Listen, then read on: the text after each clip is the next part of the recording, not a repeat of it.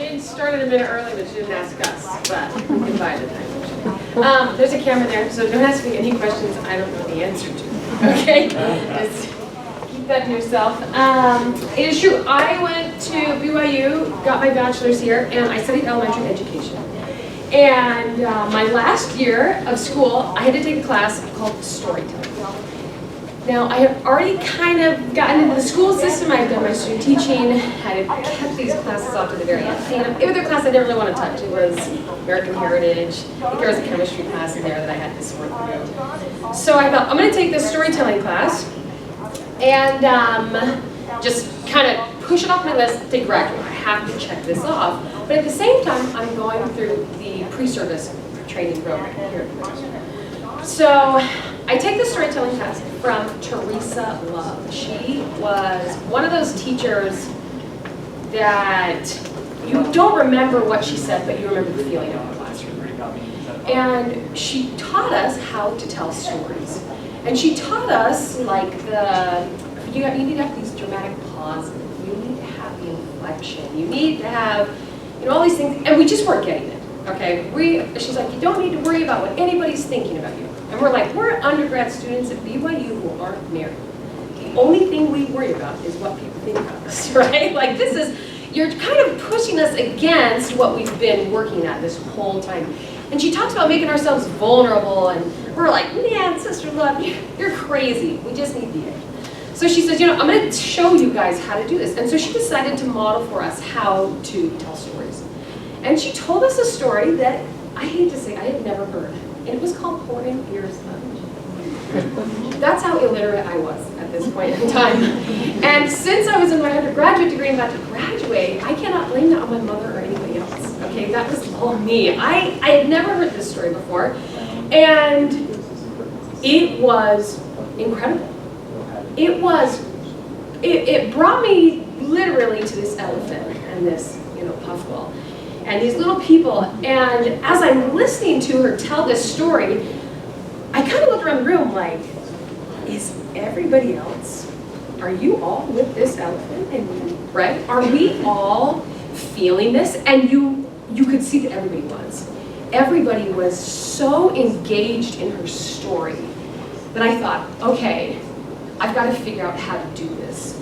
Because you just took a class of 30 people who are in all different aspects of life, different avenues, different ages, different groups, and you pulled us all to one location. So I have this incredible class, but like I said, I'm going through those seminary pre-service classes. And about 2 days before the semester ends, I get a phone call and they say, hey, I know you're just finishing finals up. We want you to take over classroom. And there are only 4 weeks left in the semester. And I'm thinking, oh, this is awesome. I'm going to give it a shot. I'm going to figure out, I've always wanted to teach seminary. This is going to be perfect. And I realize after I get into this classroom, nobody wants to be there for the last 4 weeks, let alone students who just had their teacher pulled out, and I show up. And it is rough. And it is painful. And I'm like, you know what? I'm going to bag this because I actually like working at Costco and I've always wanted to do that. You know what I mean? I'm trying to think of all these other things that maybe I can go and maybe I can do. And I called my mother and I'm like, Mom, I don't think I can do this anymore. I think I'm literally going to have to resign like 4 weeks after being hired. That's how rough it was. And she said, no, you have summer coming up and you're going to get a fresh start. And you need to start with new students and set up your classroom rather than taking over and trying to fix somebody else's classroom. So I said, okay, you're right, I've got a couple months, I can get my room set up, I can do this, I can do this. So what I didn't tell my mom was that we were teaching the Old Testament for next year. Because I think she would have given me different advice. But I love the Old Testament. I love the stories in the Old Testament. And as I'm poring over the Old Testament through this summer, just trying to get it in, I just have to understand it. I have to, I got to remember that story, I got to remember this principle, and I'm trying to take notes, I'm trying to write it down, and I'm sitting in my office one day, and it's a couple weeks, probably a couple days actually before school starts, and it dawns on me that it's a story. And I thought, oh, I know how to do stories. I learned, someone taught me how to do stories, not in this setting. I was being taught how to do stories to teach letters, to teach math concepts, stories to teach all these things that, as an elementary school teacher, you need those stories. But now I'm putting it into a different context. And I think this is a story, but the scriptures are a true story, they're a powerful story. It's not the horse and here's the who. This is Christ on the Sea of Galilee. This is Abraham and Isaac. This is Moses. This is Noah. These are stories, and this is important. So for the first couple weeks of class, I'm trying to figure out how to tell the stories, because I just keep trying to pull content out and throw it at my students. And I'm realizing my students, who are very good at writing things down, will write down content, and they will write down ideas, but it's not getting any deeper. So as I start to tell these stories, I see that when I tell the story of Moses, or when I tell the story of Noah, I all of a sudden, as the teacher, am not what's important in the classroom. It's Moses who's important. It's almost as though I'm inviting them into my classroom to teach their story. What would they teach if they were here? And that's the perspective I start to take in my teaching. Our brains are really, really interesting things. If you want to have someone really, really learn something, you need to give them a visual picture. A movie, like I said, a picture, or something that stimulates their eyes and kind of makes them process it differently. If I don't really care too much about what you learn, it would go with our, like, how would you say it? Like a written paragraph. If I give you a written paragraph about somebody, and it's just facts, your short-term memory, which is where this goes, processes the visual text. And you can only store about 7 bits of information, 7 digits in your phone number. There's logic to what we do, right? It goes straight to your short-term memory. But as soon as you get the visual aspect, it goes long-term. And long-term can process pieces of information about 50,000 times faster than your short-term. And it's in there and it's staying. And so as I tell these stories in my class, and as I start to pull these prophets into my class, it's going straight to my students long-term.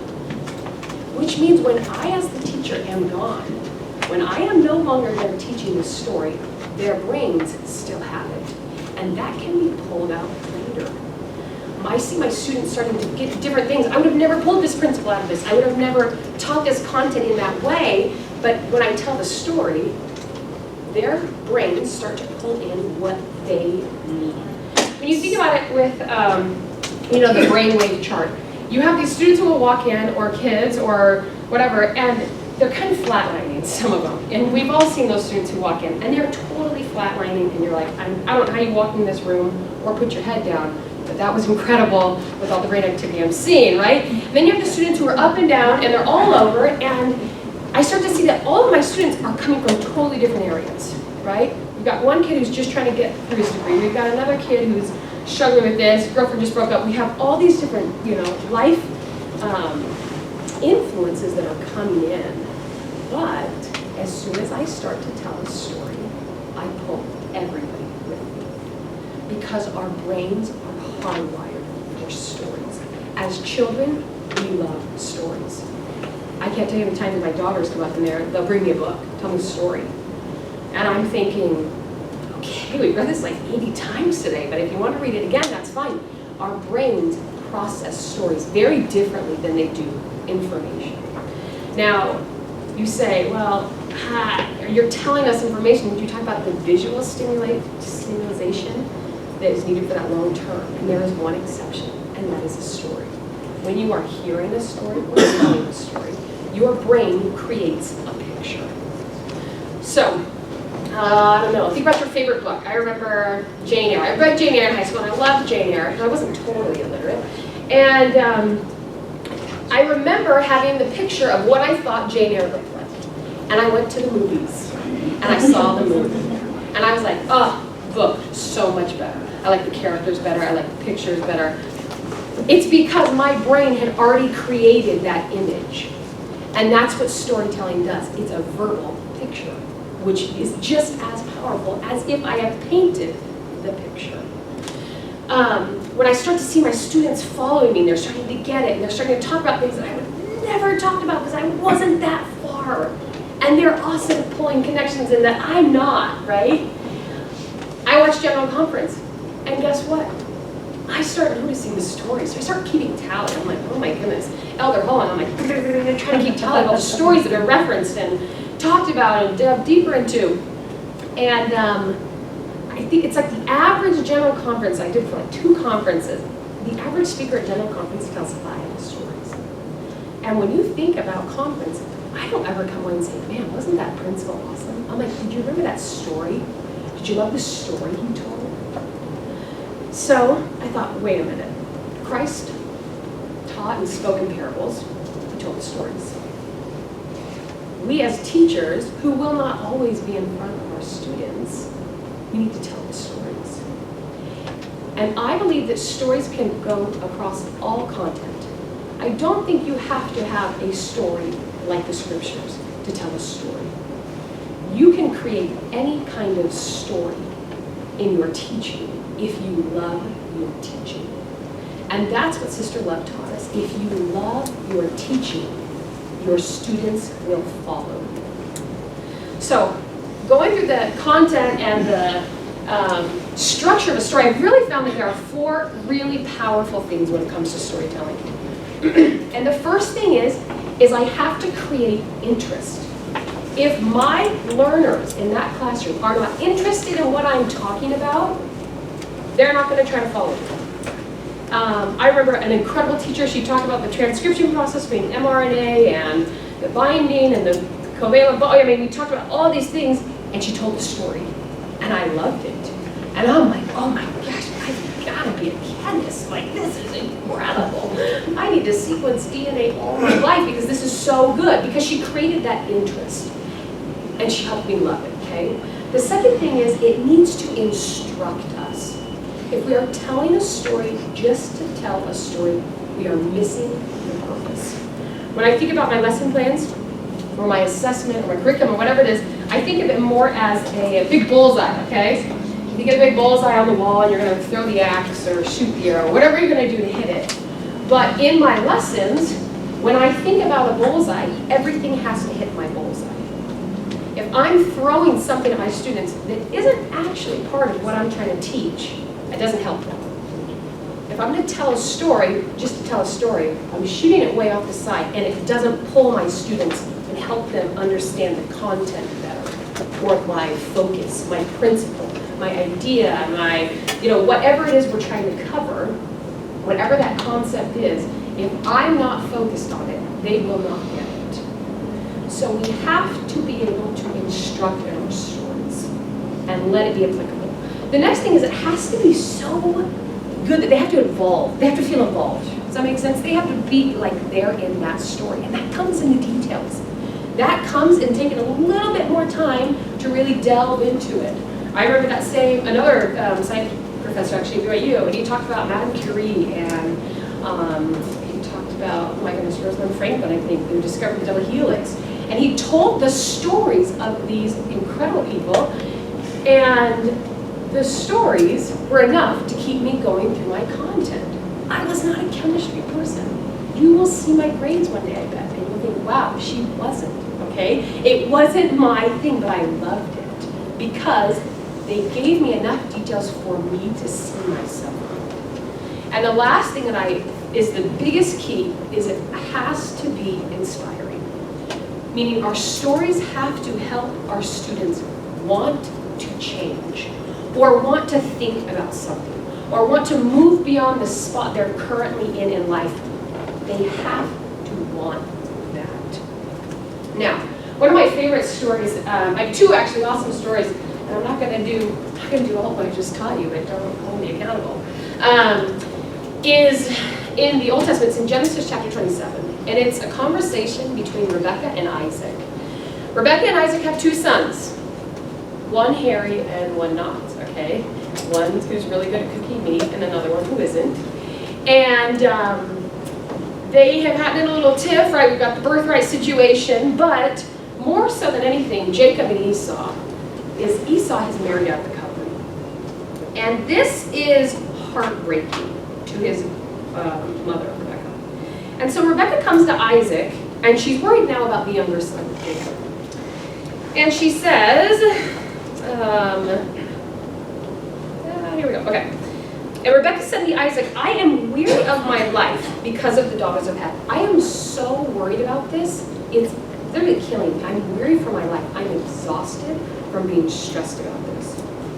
If Jacob take a wife of the daughters of Heth, such as these which are of the daughters of the land, what good shall my life do me? That's the key phrase. What good shall my life do me? This mother is saying, what good is my life? What good was my sacrifice as a mother, as raising these children, as doing everything I've done for them, if they're not getting the bigger picture? And for her, that was a covenant temple marriage, right? That's what that is. If he marries out of the covenant, what was my purpose on the earth? And I think as teachers, we need to have this kind of conviction in our lessons. What good is my lesson if I am not trying to inspire and change my learners? If I'm just regurgitating information, if they're not going to get it, you're not that invested in it, and they will feel that. But when you teach and you prepare, you try to assess with this kind of conviction, miracles start to happen. What good is my life? What good is my lesson? The other thing that we need to realize is that we can change. The story of Enoch and Moses, probably one of my favorite stories. Enoch's this prophet, and we know that he's not too great at talking, right? He's really worried about this. He gets called, and he's like, whoa, I am not your guy.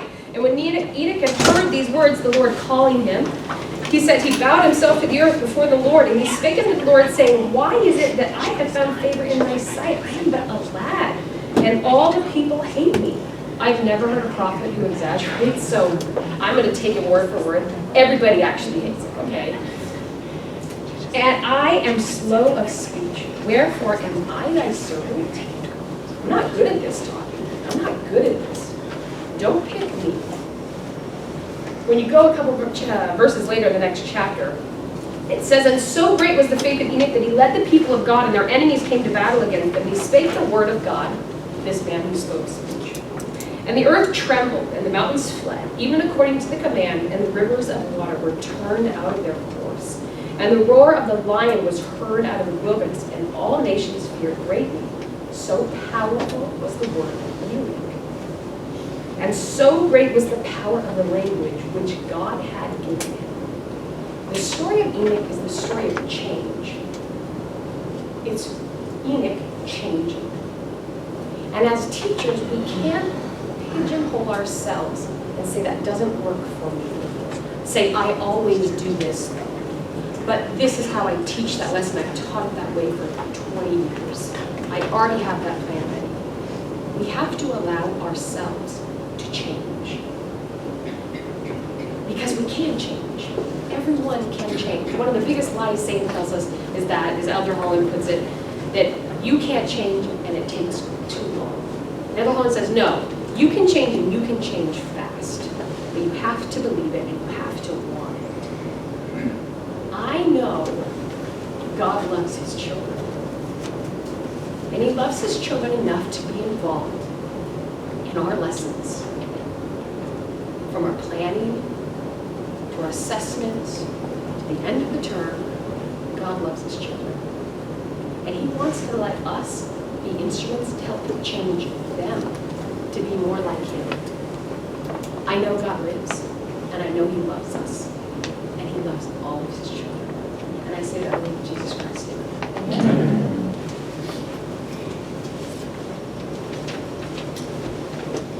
Thank you. That was exciting. You guys, I hope you guys didn't go to sleep. That was a good story. I get to talk to you about one of the things that I have a great joy of doing. When I went to BYU, Idaho to teach, I'm a practicing chemist, biochemist, and I know all sorts of great content knowledge, right? And we're so excited. And one of the assignments that I was given right off is to teach students who come from all walks of life in a general course called Foundation Science. And what would be taught to these students?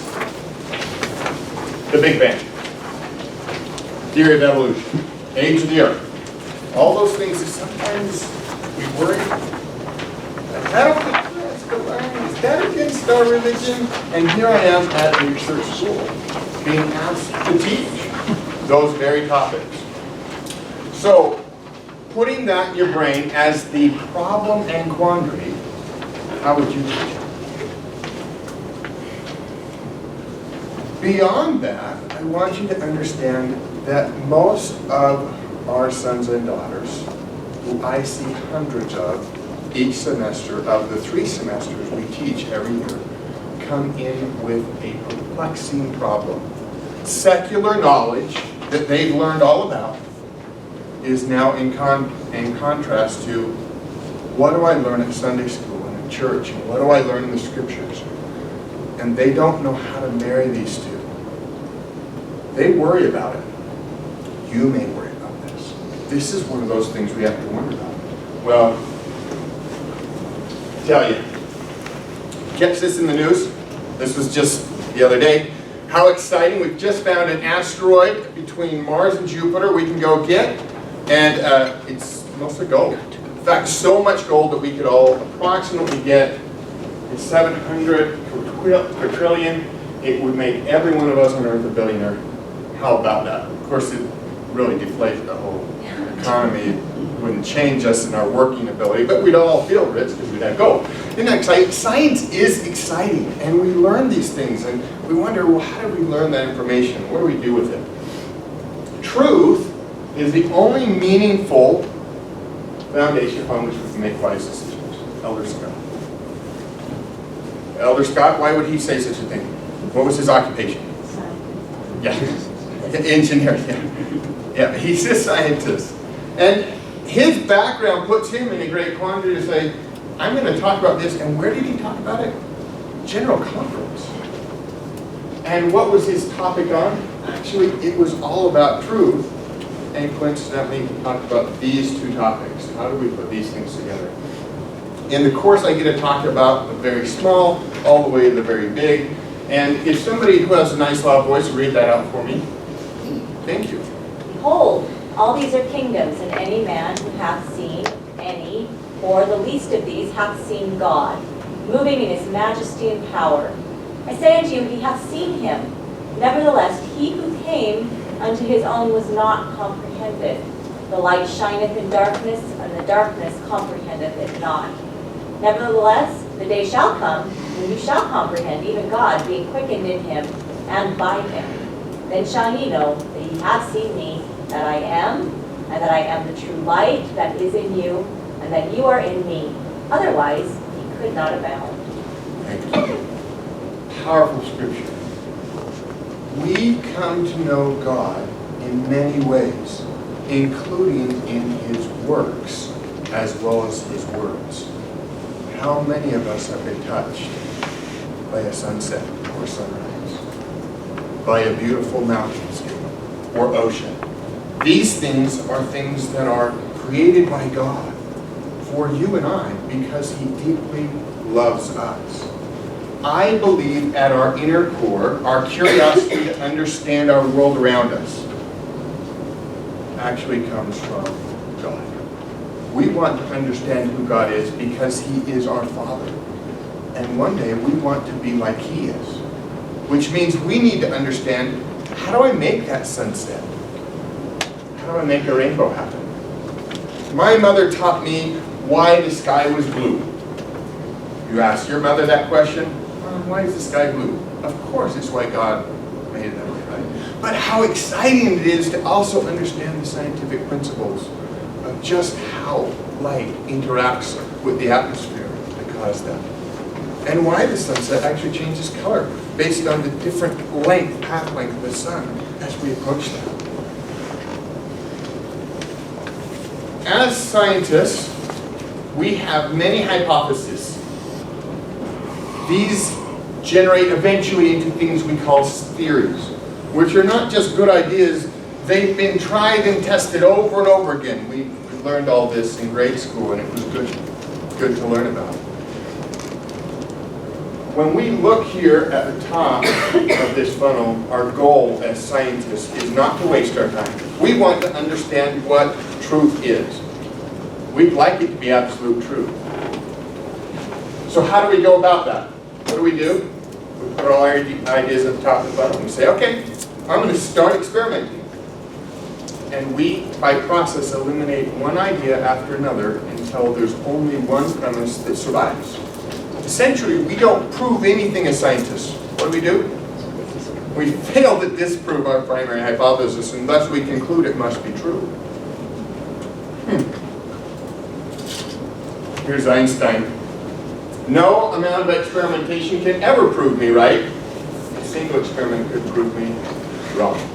Oh yeah, that's good stuff to know. Science didn't prove anything, right? We just learned all about these premises, right? It's good to know.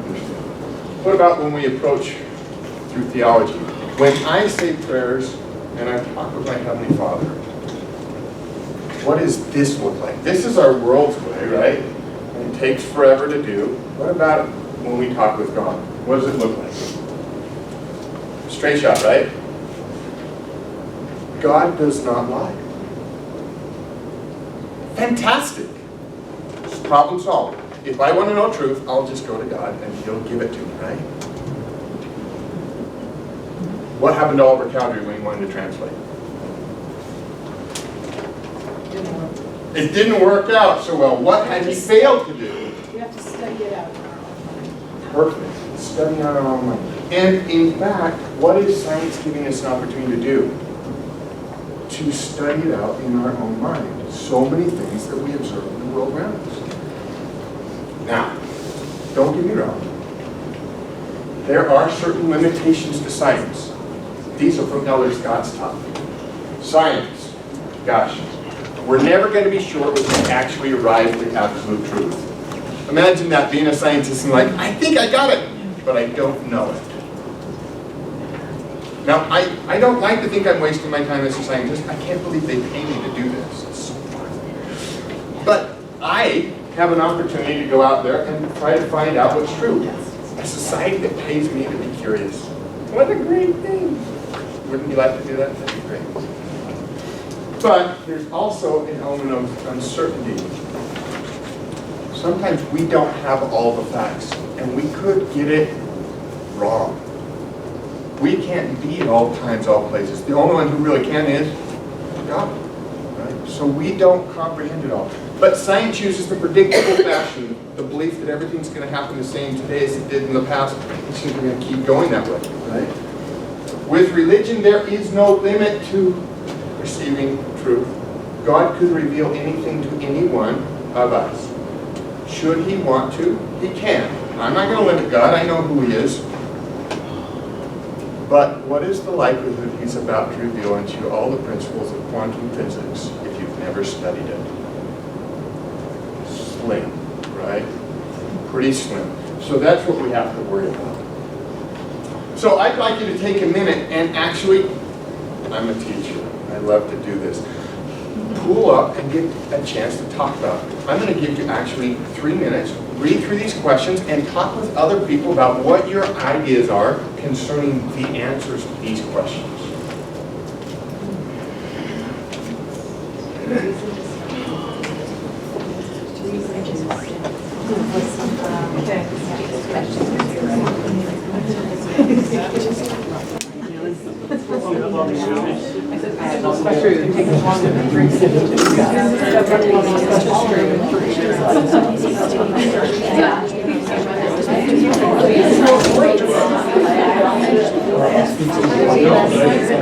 You're welcome to join us.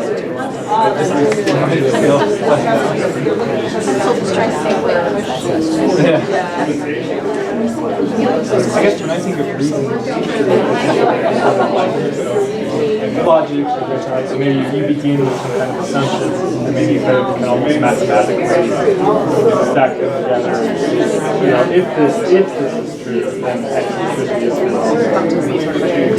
Right, but you kind of have to start with something presumably irrational.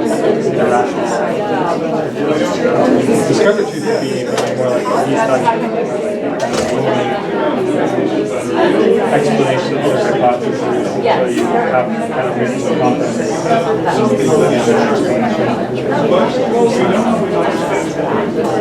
And real truth is like really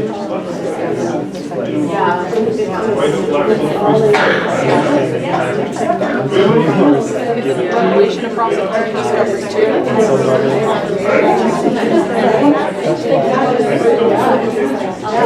What do you think? I know. That's an interesting thought. So is that reason to feel true?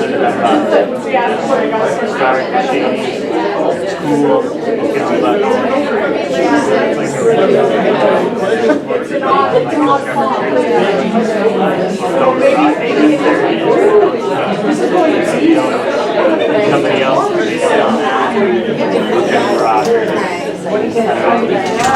something, you look through the rock. Well, brothers and sisters, I hate to cut off a great conversation. Can you imagine how much fun it is to be able to let us go for time and to discuss all of these things? There are so many questions that really we know answers to, and then so many things that we struggle with. What are those? Certainly, what are the strengths and limitations here, right? If it's reasoning, is that a value? Absolutely. My wife wishes I'd use a little bit more reasoning. Discover truth. Boy, I'm a scientist. I like to work hard and discover new things. But wouldn't it be nice if everything were just revealed? Oh, that would be great. Uncover the veil. That would be great. I can't wait till we get to the other side of the veil and I will absolutely know everything, right? I don't think it works that way, brothers and sisters. Otherwise, why would we still be doing missionary work on the other side? Oh, darn it. So what do we need to part the veil? I think Brother Jed had that figured out. Isn't that great? Well, what's the most important revealed truth we can focus on? Now I chose to bring up Elder Scott. We could have brought up anyone. But in talking about this one's from the prophet Joseph. It is the atonement of Christ. It's the fundamental truth that we really must learn in our lifetime. If we fail to do that, all the rest doesn't matter. Somebody else.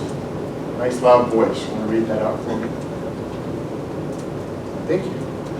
The first and fundamental principle of our holy religion is that we believe that we have a right to embrace all and every item of truth without limitation and without being circumscribed or prohibited by the creeds or superstitious notions of men or by the dominations of one another. When that truth is clearly demonstrated to our minds and we have the highest degree of evidence of the same. It's your right to know what truth is and to embrace it. That's part of who we are. That's part of our belief. We are seeking truth. Wait a second. A child came to BYU, Idaho, and are you going to teach him about, yeah, I'm going to teach him about truths. But what else am I teaching him? The limitations of science. That we haven't proven anything. That we understand we could get it wrong. That we don't have all context. So we have to talk about certain things, but is that of strength? Absolutely. You're familiar with this, right? Korahor, that Antichrist. The scriptures are laid before thee, yea, all things denote there is a God, yea, even the earth and all things that are upon the face of it, motions, yea, and also all the planets which move in their regular form, to witness there's a supreme creator. These things can help build our testimonies as well. They are meant for a purpose. Answer this to somebody else. Tell them how smart you are.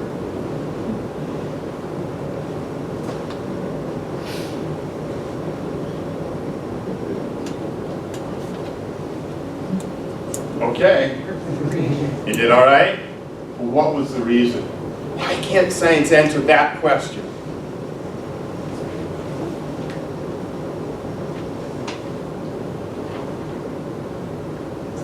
What does science rely on? Evidence, right? Something we can measure with our physical senses, our instrumentation. Darn it. Can't know the purpose. But could we know the purpose of creation? Is that possible? I think we know it, don't we? Revelation. So much grander to bring to purpose when we can combine the two together, right? So actually, from Berkeley, this information comes. Limitations of science itself. The spiritual world that can't tell us about it. Can't inform us about moral issues or the purpose of existence. Can it give us information that will help in these things? Absolutely. But it won't answer this. It doesn't have the ability to. Wonderful. Here we are in a court of law, right? We're listening to those things. I remember being called on to, in fact, I got called a couple times to jury duty. One of them was a week-long trial. And there I was, sitting listening to armed robbery of a federal credit union. And I listened to the witnesses. They were telling their story about this traumatic experience of being held up by a gunpoint while it was robbed. And there's this guy, I have to decide whether he's guilty or he's innocent. I listened to the story and they're like, that's the guy, that's the guy. But when I listen to their stories, they are all mixed up. A lot of context, but you get the general gist of it, and you're trying to put the thing together, right? And then at the end, luck would have it, I get clarity, because what comes out? The recording of the security camera. Irony. Do you think that you remember everything perfectly?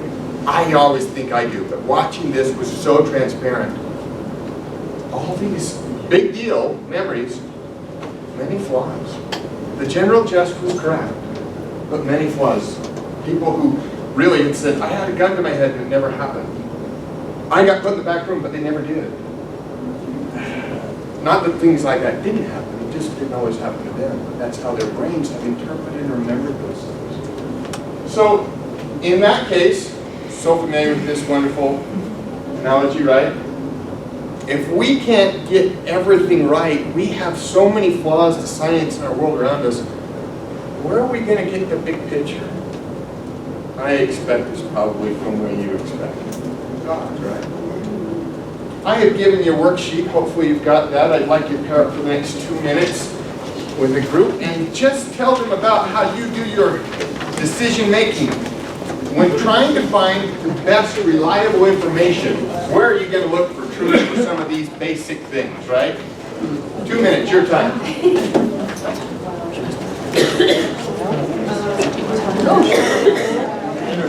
All of that, all of those places. I'm a librarian, so all of Where do we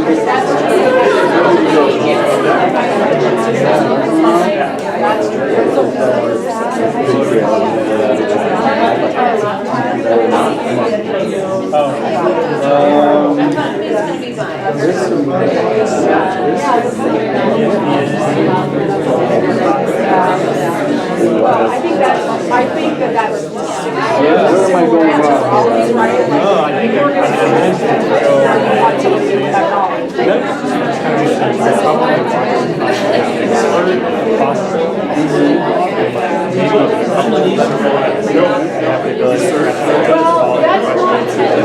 they are reliable. maybe I can start. Oh my daughter, I centered in Merck and started sports. Risk medical procedure. Only one kind of Why you say they're not?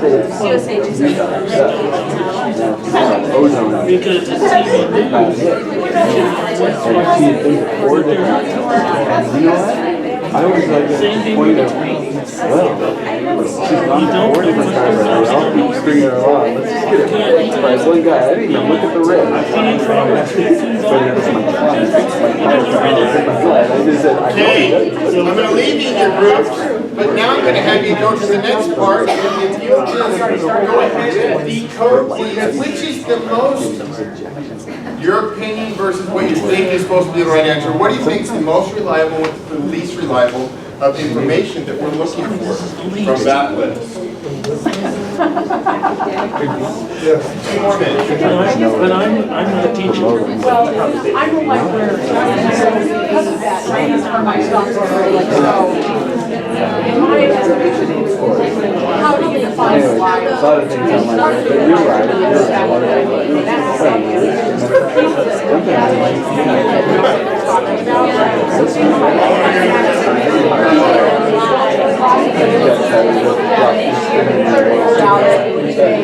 That's weird. Yeah, so it kind of depends. Because I don't care that much. Dr. Actually, but then in terms of what the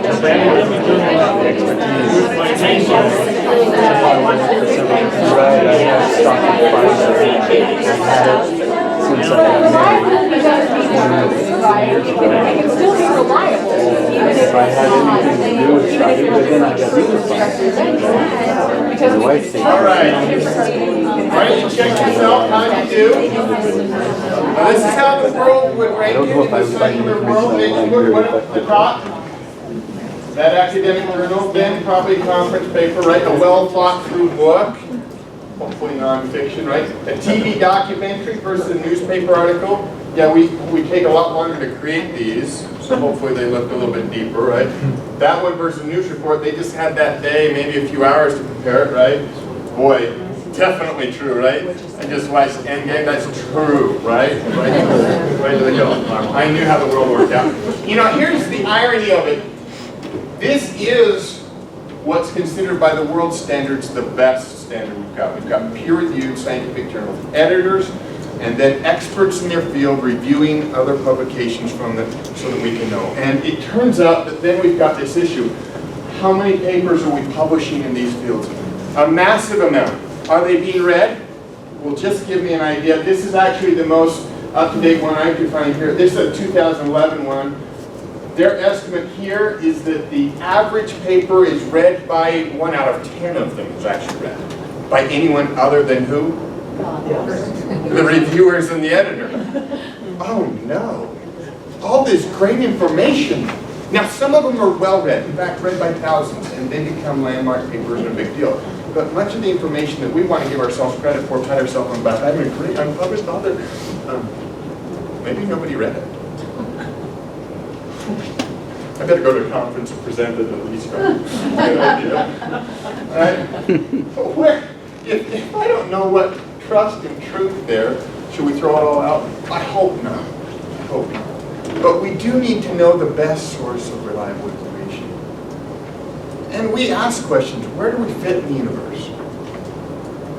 I still remember, if I were to go into storytelling mode, when I sat after going for a canoe ride 2 miles with my father on a scout outing.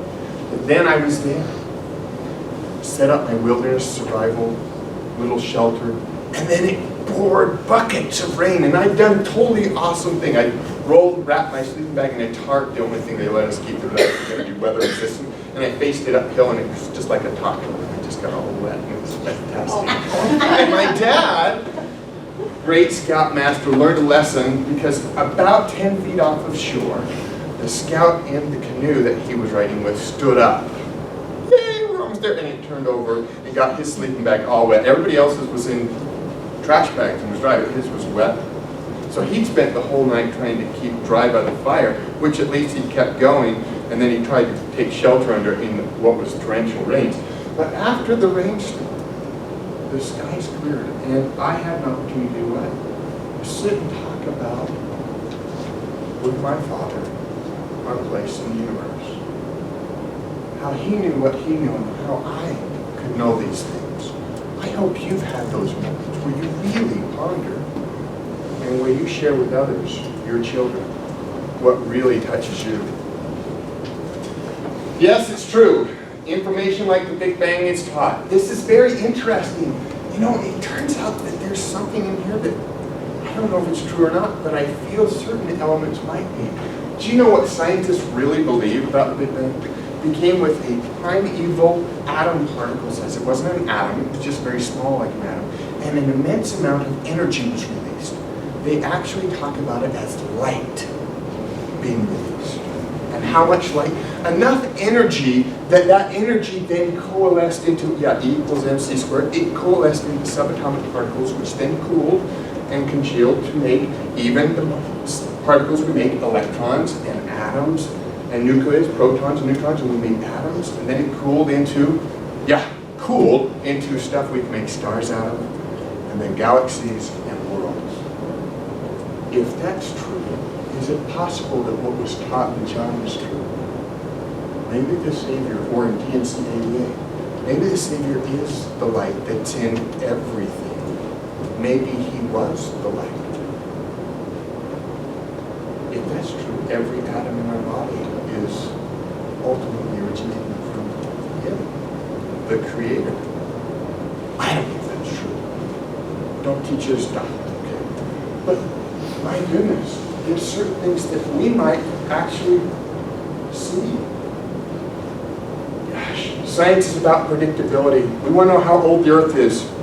Guys, you got to know if you're going out and sharing missionary work that you're going to run up against some obvious things that the world's teaching. We better at least understand it. Every year a tree ring, right? Wintertime, dark ring. Big growing season, spring, very big ring, right? It turns out that we also get glacier every year, and also the spring waters run off in the lakes and bars, cave deposits. We get these annual cycles. Did you know we have these glaciers that go back 720,000 years? We can do trees back to 29,000 years through what's called dendrochronology. One tree looking and died, and then we match the phase of another tree to it, and go back and back and back up by Yellowstone. The whole place. We can actually do radioactive decay. We believe that radioactive decay, because every time we watch it, it's all the same, very predictable. Right? It's going to last forever, right? We've got billions of years that we can look at, and then we can say, oh, the Earth is 4.567. Isn't that nice? 4.567 billion years old. How cool is that? Oh, that topic of evolution. There's beauty here, and it could be totally wrong. I know, so many of us say it, right? Can you imagine how life is created? It's beautiful. And here we have single cell being fertilized, dividing into multi-cell organism, and then we get the neonate, the blasted neonate, all the way up to us being created. Would it be so far-fetched if God actually understood a way to actually allow something to go forward from single cell to multi-cell to, the vascular system, nervous system, vertebrae, air. Oh my goodness, if he went that way, would we be heathens? Well, some of the brethren comment, maybe we're heathens. But the church's standpoint on that, their standpoint is it's not part of our salvation. Why? Because it's not going to get us to heaven if we believe it or don't believe it. You could go either way. That's not going to get you to heaven. But I have a knowledge that myself, I'm not going to tell God he can't do it that way. If he's smart enough to allow this to happen and to create man in his own image, boy, he's better than anything I've ever imagined. On the other side, I'm a biochemist. I actually know how to manipulate DNA, and I, in a single generation, can do what man has never observed, which is I can do macroevolution. I can alter DNA, create a whole new organism, new species, all by myself. I'll probably kill most of them. But if I can do that, then what can God do with his infinite knowledge? So I'm not going to tell God he has to go this way either. I hope you understand that when we teach, we're trying to teach the opportunity of how do we find truth and how do we embrace it. my role and your role is not to tell somebody what they have to believe, but let what happened, the Spirit testify the truths. Because that's the only thing that will really change us in a way that we believe it. Otherwise, it's information in and out, answer on the test, we move on. This is the way the world looks at it, secular vision, right? Fantastic. Science knows it all, right? And there's religion. But this is how we believe in the gospel. All truth, part of one whole. Fantastic. And we're so excited because as scientists, we might be right sometimes. We're just never going to know it. We could get it wrong, right? Your opinion, by the way, you can tell your spouse, your opinion could be right. It also could be wrong. But these are the ones that matter most, those sacred truths. You guys, this is what matters the most. For the Spirit speaketh the truth, the life speaking the things that they really are. Just a comment, you've heard this reference today. Look, as educators of your youth, as educators inside, go look at this information. The church put it there for a purpose. They don't want people to be angry and leaving the church because they never heard it. They're trying to make it transparent. One day we'll know these things. We'll know things above, beneath, and the Savior comes in. Ponder on how you might do that. How could you change? How could you change it? So, I think, do I have till 15 after? Or 5 after? 15. Sisters, why don't you take just a minute and talk about this right here. Just think about and discuss with somebody else how these items could be taught to your children. Because if anything about teaching makes a difference, it's that we take something away that we can change our lives. Talk about it.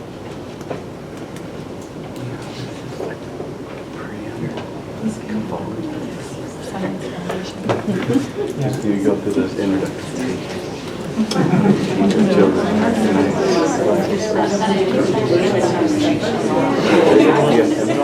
I have a little daughter. Okay, so. Not quite at a verbal level. All mine are teenagers. Okay. But I do run I did say at holiday. Answer those questions. So all mine are heavily involved with me. Makes sense that the complicated was my answer. These are kind of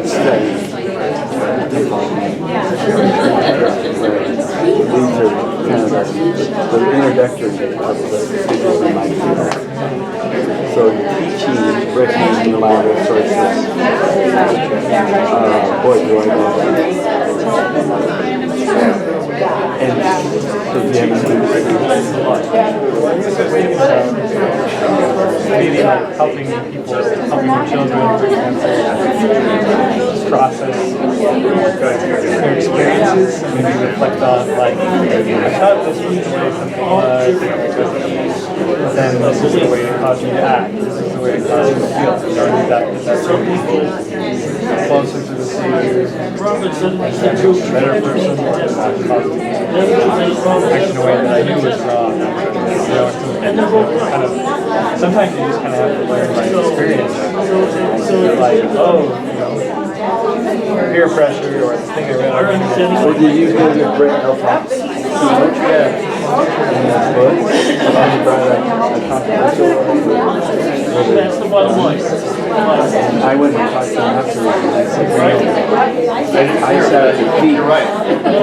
He's totally right. He's insightful. And in the Facebook group that I belong to,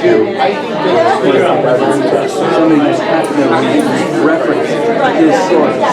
And the haters just came out and like became, even though all the goodness I learned more from him than everyone and then how can you take that experience away from people? We may not realize all the You have to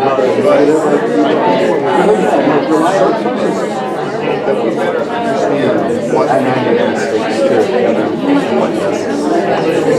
Do I quote? Yeah, so much worry about that process, yeah. That's right. That's right. What I have about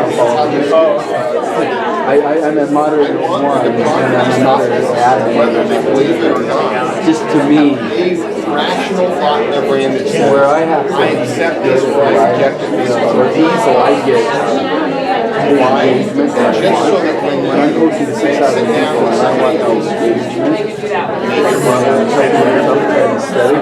if I just learned about this. I'm not You know where the church is standing. I just learned how this, You can just have a response of why you think one way or another. and that's the only way I can grow. Is I can lose the change. I know when I'm growing right when I'm Save souls.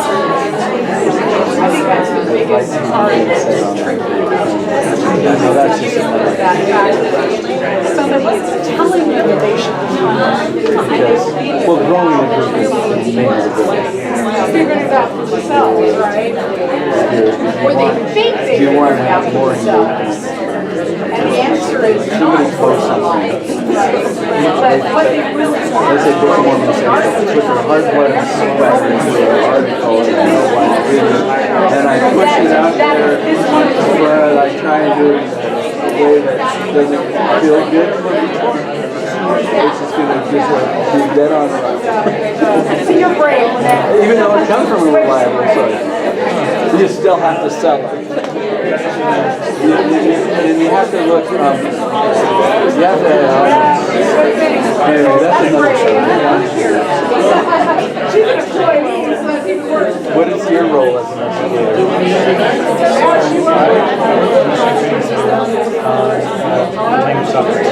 So there's a couple of you guys here. I met Brett. Brothers and sisters, I know Brett. thank you for pondering upon that thought. To be learned is good, as if you what? Hearken unto the counsel of God. I assure you that in the grand scheme of things, that I know where the prophet Joseph and where Peter are. But Peter was just a fisherman. Joseph was just a plowboy. But they're going to know all things. In fact, they probably know more than you and I do by a long shot by now. Learning from a perfect teacher with a perfect memory. But they did what was most important. But is it still important to teach these things anyway? Not because it'll get you to heaven, but because we are drawn through curiosity to try to understand our world. And we need our children to not, and our friends, and our parents in some cases, not to be lost because they hear some winding theory of man. And I don't say that in derision, but rather that's the best that we can come up with. And boy, we've tried to poke holes on a lot of these theories for a long time. We can't disprove them. They're standing there for a reason, even though as many people across the world hate them. But whether you accept it or not, at least have thought through it. Come to a decision in your mind to say, I don't believe it, this is why. Or I do, and this is why. But know that in the church, that's not going to get you to heaven or not keep you out of heaven. And it's okay. But I know that God lives. I know that Jesus is his son. How grateful I am that you guys are here, inspiring souls. This is what we're about. I share that with you in the name of Jesus Christ.